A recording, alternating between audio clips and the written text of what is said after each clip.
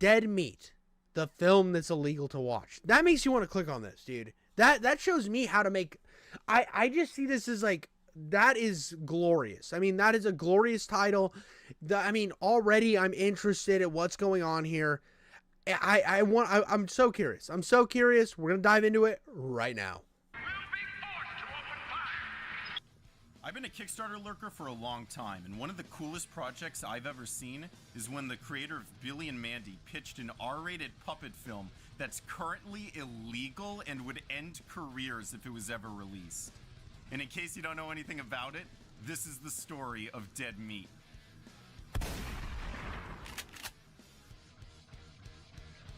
Dead Meat was the passion project of Maxwell Adams, the creator of the grim adventures of Billy and Mandy.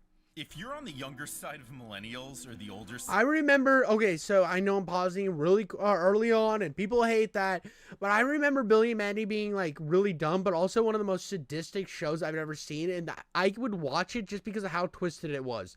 I didn't enjoy the characters that much in Billy and Mandy. It was everything else that was going on, the art style. There was so much about Billy and Mandy that I enjoyed without actually enjoying the show. I had this weird, like, opposing nature decisions about Billy and Mandy that to this day I still don't understand what I watched when I watched the show. Side of Gen Z, then you don't even need me to tell you what Billy and Mandy was. But if you somehow don't know, The Grim Adventures of Billy and Mandy was a hit show on Cartoon Network in the early 2000s. Billy and Mandy's a cartoon classic, and for good reason. Yeah, well, I got chat saying they stopped watching around the time it came out. So I was like, this was kind of in the same situation where this was toward the end of me watching cartoons, but still relevant enough to where I watched it, because I had a little sister that watched cartoons, and I remember watching this and like, what the hell am I watching? This is the most sick and twisted thing I've ever seen, but I'm like jonesing with it, bro. Billy and Mandy was just such a weird fucking show, and I enjoyed every second of it. It had great characters, it was funny as hell, and compared to some of the other lighthearted cartoons at the time, Billy and Mandy had such an edge to it that just made it so cool and unique. It was the type of show that your parents hated, which made you love it even more. Maxwell Adams has said that he based the show both off the good times of his childhood and the nightmares too. When you were first starting off with stuff like Billy and Mandy back in the day, like when you got the opportunity to make that show, was it like at the front of your mind to be like, well, I'm going to take all this stuff that like quote-unquote traumatized me as a child from movies and stuff and kind of put it into that? Yeah, absolutely. That was sort of the whole point, I guess. Yeah, I just wanted to take all this stuff that scared the crap out of me and make fun of it, but also kind of legitimately share it with other people as well. Maxwell Adams here hits on a note that I don't think a lot of people, myself included, have ever really thought about. Not just the types of fear, but the very feelings of fear that you have in adulthood are night and day different than the feelings of fear that you had in childhood. Most adults would be scared to walk down a dark alley by themselves, mostly out of a realistic fear of another person, but nothing in adulthood even comes close to the type of dread. Dude, no, tell me if this happened to you. When you were a kid, did you look up in the corner of your room and just like a part of your mind was like, there's somebody in the corner of my room. There's somebody up there just like fucking climbed up all like contorting in the corner of the room, and you had to tell yourself it wasn't there. You had to tell yourself it wasn't there because you knew it was illogical that it was there. And then when you like walk to the bathroom at night, you'd be all scared that something was like following you or watching you, so you'd walk a little faster. Like, the amount of stuff you get scared of as a kid is just like so monumental at the time that now looking back at it as an adult, where I'll just walk freely through my living room, it'll be pitch black, I'll stub my toe, I'll start cussing, and then I'll just go on with my goddamn day. You felt when you were a kid, and you really did think that there was a monster living in your closet or underneath your bed. I remember I cried so badly during the Chud movie trailer commercial that my parents came in and they were really concerned and they made me watch it like 4 times just so I could understand that it wasn't real. And I just kept crying and crying. And it was Chud. I eventually saw that like 2 years ago. amazing. Just in that it's so not horrifying, and the I've monster. never heard of Chud ever. This is something. Does anybody in chat know what Chud is?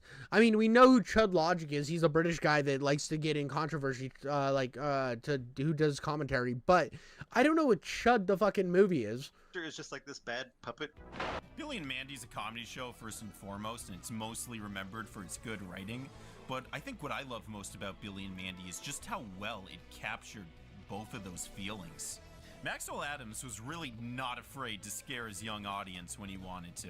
And you will be my closest, most bestest friend of all.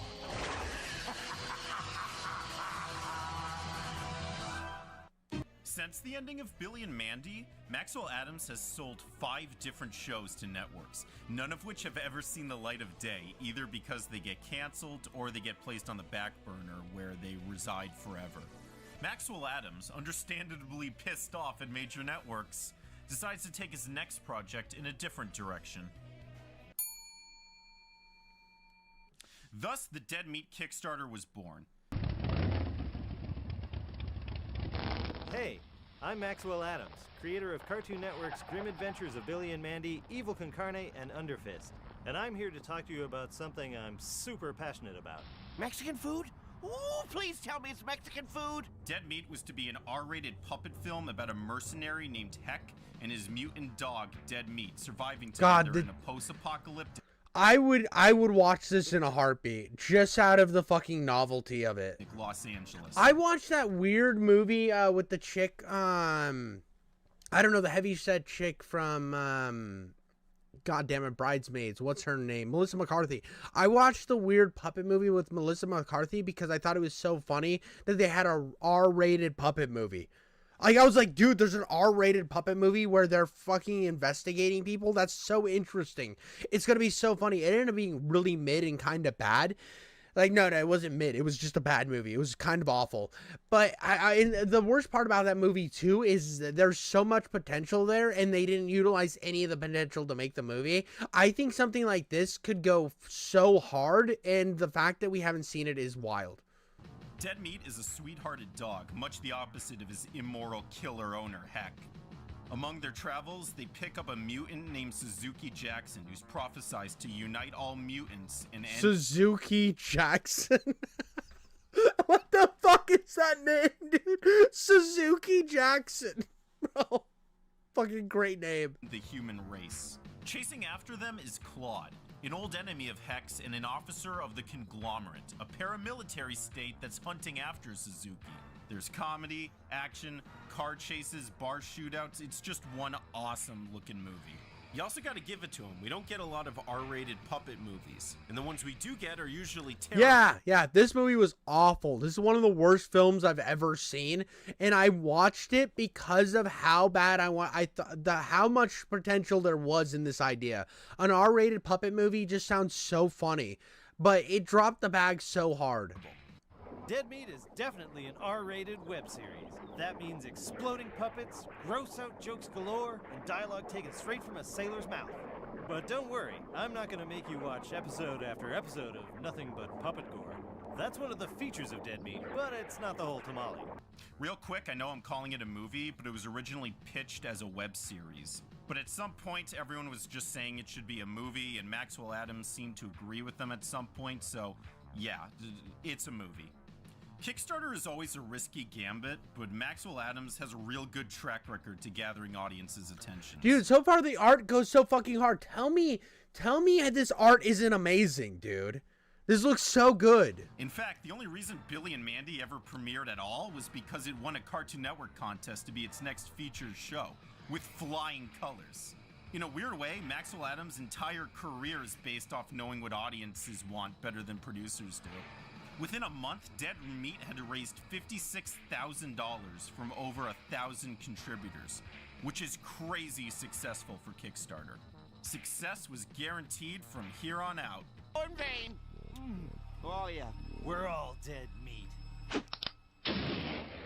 Oh yeah, dude, but that's a different type of. Those are more marionette puppets than the fucking fluffy type puppets that he's doing. That movie, and like that was like a whole different undertaking. So look at Team America compared to like your fucking Sesame Street. The charm in like those fuzzy puppets, right?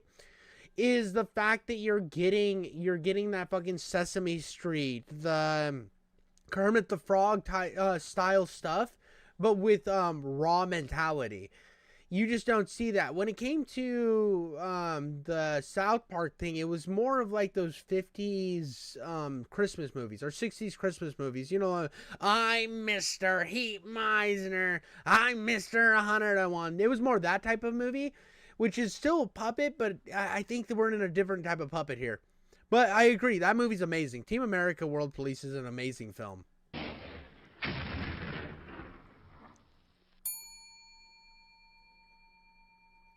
Dead Meat started off strong with a killer confirmed cast. Dana Snyder was to play Dead Meat. A number? Yeah, I bet you do a number. In your tights on Broadway, which is where you moved to after you left Texas Chainsaw Mascara. And Josh Sussman was to play Claude. I got to work with Maxwell Adams for 3 seasons on Fishhooks. This is the first time he ever invited me to lunch. Although it starts to seem like Maxwell underestimated just how much it would cost to make the project. See, $56,000 might seem like a lot, but for a feature... Yeah, dude, I was already thinking about how low amount of money this is. Like, Team America World Police, that movie cost a ton of money because they had to, like, just fucking Kim Jong-un's glasses in that movie cost, like, half of the cost of making that film. Length movie, it's really not. Napoleon Dynamite is a low-budget movie that was barely able to squeeze by on a budget of $400,000. The Blair Witch Project, a film made on basically nothing, still took around $30,000 to $65,000 just to film. Kevin Smith was just barely able to make Clerks in 1994, a film mostly at a convenience store he already worked at, and sold his massive comic book collection just to get the funds to complete. Still took him $25,500 just to make the movie. Normally, filmmakers without funds either just make a short film just to release or just as a proof of concept. But since this Kickstarter promised a full-length movie, that really wasn't an option for Maxwell. Maxwell Adams seemed at some point to realize the money he raised was not going to be enough. So what now? Well, the movie is mainly made with puppets and miniatures, so at the very least, there isn't a small time frame by which everything needs to get filmed. So, at the very least, planning accordingly, Maxwell can film what he has and then use whatever money he saves up in the future to continuously make the film. This was going to be a much more time-consuming, lengthier version of making the movie, but as Maxwell Adams himself said perfectly, in the triad of time, money, and quality, one has to suffer. And Maxwell chose time. So, years went by, and over the years, Maxwell did provide plenty of footage and behind the scenes, both to show that Dead Meat was still progressing and that Dead Meat wasn't just some scam where he was running off with everything. Yeah, dude, 32 million. Google says 32 million for Team America. I was telling you, dude, that movie was fucking expensive. It was a very expensive film. And the fact that he's doing this on 50,000 is insane. We got footage of the rundown VW bus that they tracked down to film Riot Maker. We got footage of the entire miniature city that apparently Maxwell Adams built all himself by hand. I mean, holy shit. Maxwell is still working at Warner Brothers through a lot of this, but over the years, Maxwell released so much footage that shows that him and his friends are still working thoroughly on Dead Meat throughout all these years. And his work was definitely paying off. I mean, the miniatures and cars look fantastic. The puppets look good. I mean, it's no We Are Animals, but they do work for the goofier tone that Maxwell was going for, and what his budget would allow. Maxwell describes working on this almost every day for 7 years. He described losing friends, lovers, and job opportunities in order to make this. Bro's like, I don't need pussy. All I need is the movie Dead Meat to happen. I don't need to fucking anything other than just making car models. Bro, he's living the average 40K fan's life. The longer the project took, the more he slowly drove himself insane. The more he says he started to use the project as an excuse just to ruin his life. But like a giant slab of marble, Dead Meat would slowly but surely be chiseled into a masterpiece. Like, I had no idea this was a thing, but when are we going to get to why it's illegal to own? I'm so crazy. I'm so crazy interested on why this is illegal to own this movie. Forward to November 2019. Maxwell is now... I know it's going to be a stupid fucking reason, too. Like, some weird license. Like, it was, like, picked up by a studio and then shut down. ...position to finally film the scenes that require human actors. And the scene that Maxwell apparently had to talk himself into letting his own house get wrecked in order to film. I can only imagine that he's talking about this scene. I mean, this is a post-apocalyptic bar that I'm guessing is Maxwell's real house. It was when I first met. The first time I met you was the day that you were like, I need people to come fuck up my house. Yeah, the graffiti's actually all still there, and I've been meaning to... Yeah, dude, see, it's going to be some copyright bullshit. Yeah, it's going to be... Did you do that? I hate when they hit me with the legal, because in your mind, you're like, oh, dude, they probably put some sick fucking... There's probably some, like, fucking butthole stretching or chainsaw to buttholes, and they didn't use the right safety precautions, and so now you have legitimate gore or something like that, and it ends up being like, oh, he used fucking one of Madonna's songs. The bug person? I don't think I did that one. Maybe I did. I wrote the word poop above your door. Yeah, I remember that. It's a gritty patchwork shelter that leads into an epic shootout between Heck, Claude, and the mutants. I'm not sure why he chose his own house here instead of just, like, I don't know, a place on Pier Space or something, but whatever. These scenes were going to be expensive and demanding, but definitely the most showcasey. But after filming some of these hella expensive scenes, the mother of all bad revelations revealed itself. Maxwell was working with a few decently bigger actors who were also part of SAG, the Screen Actors Guild. And not only were their contracts expensive, but Maxwell learned way too late that it's also illegal to film with mixed SAG actors and non-SAG actors. Meaning that everything... Dude, fucking dumb, dude. This is why I hate unions, bro. This is why the movie's illegal, is because you had non-SAG actors. Come on, dude. This is worse than the copyright shit. Jesus Christ, bro. So fucking cringe, dude. Maxwell just spent 2 months filming was now illegal footage and illegal to show people. Okay, so after talking to a few people, the legality on it is a bit more complicated than that. It's not against California state law, but SAG strictly prohibits mixing SAG and non-SAG actors. And fuck you, SAG. You guys protest all the time, but this is why... Fuck you guys, dude. This is so annoying that it's like... I get it, unions are good, they protect people, blah, blah, blah. Shut the fuck up, dude. Now I can't watch this movie because, like, you hired a couple actors because you had no fucking budget. The fact that you hired, like, just some union ones, good. Maybe that could have been exposure for these people that aren't in SAG yet. any actors... How much is a SAG membership, bro? Like, how much...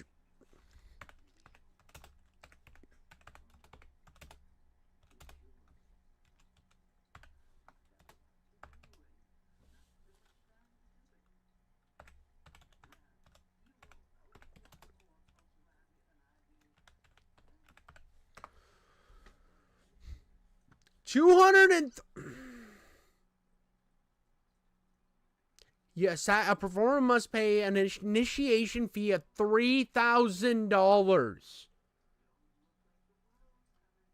Annual base dues of $231.96. So you're expecting every one of these actors to have that, like, some of these people are probably up and coming. This is where they paywall you. This is how things like this paywall, like performers and artists from actually being able to be performers and artists. So, because these guys can't afford it and because you don't have the money to make everything, you gotta only use SAG actors. Fuck you.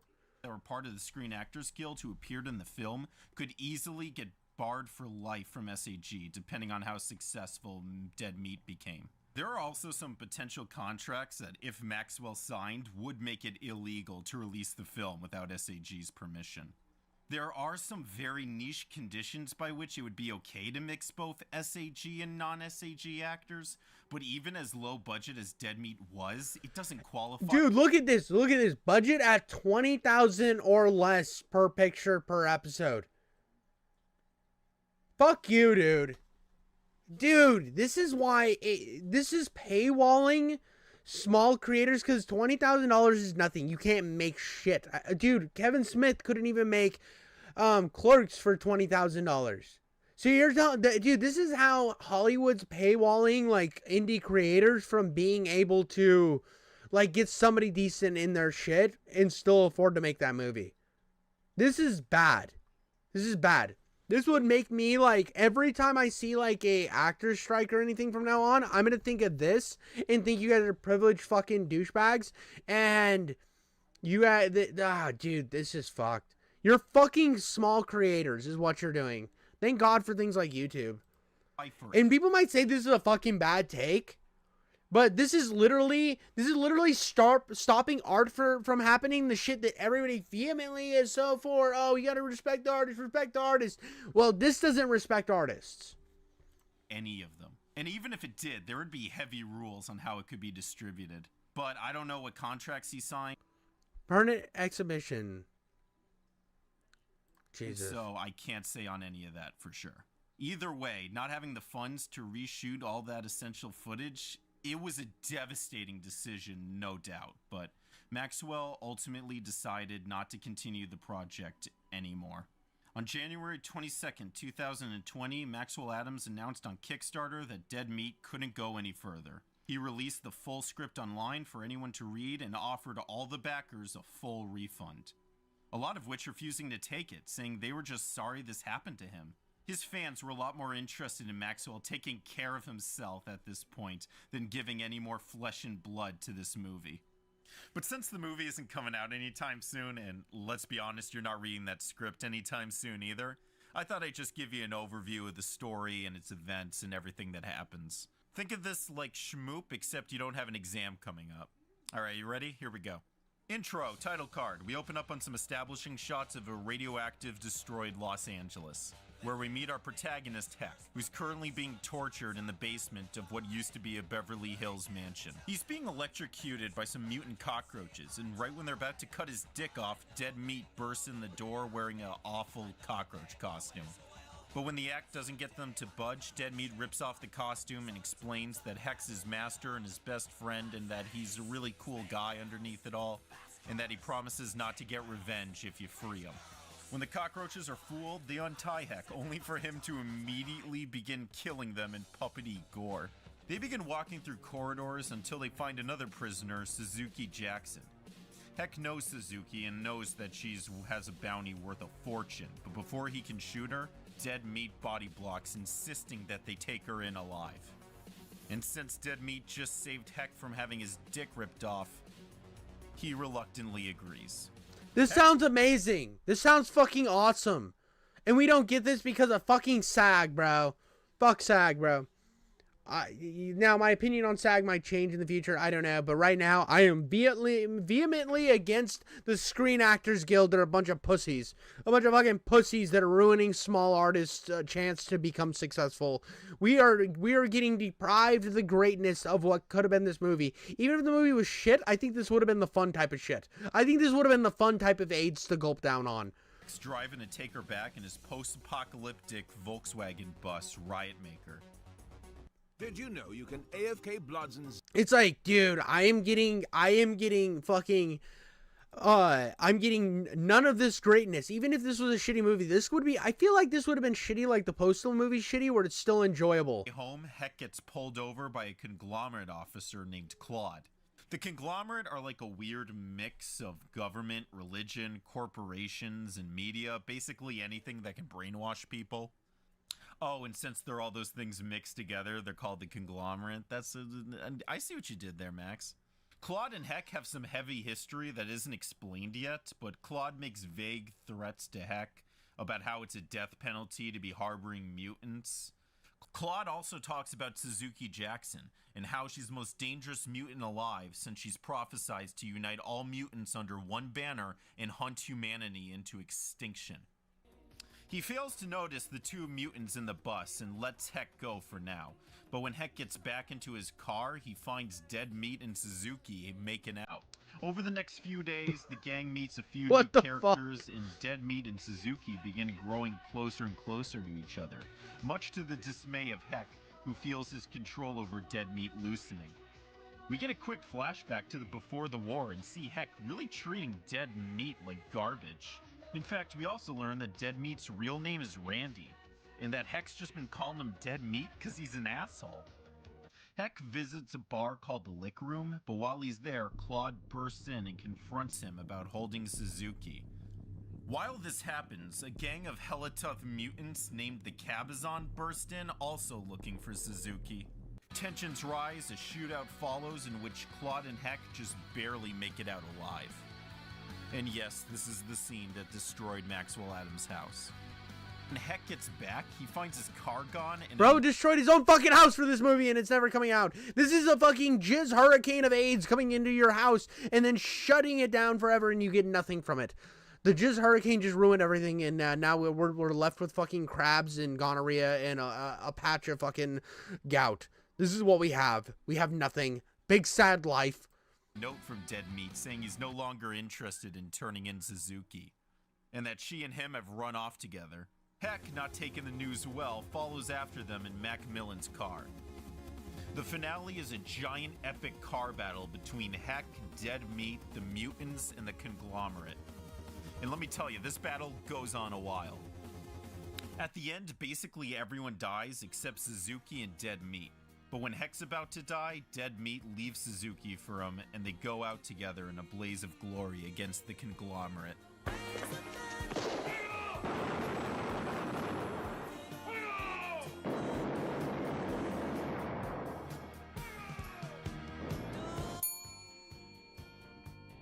I've been a Kickstarter lurker for a long time, and Dead Meat is definitely one of the coolest and most interesting projects I've ever seen on it.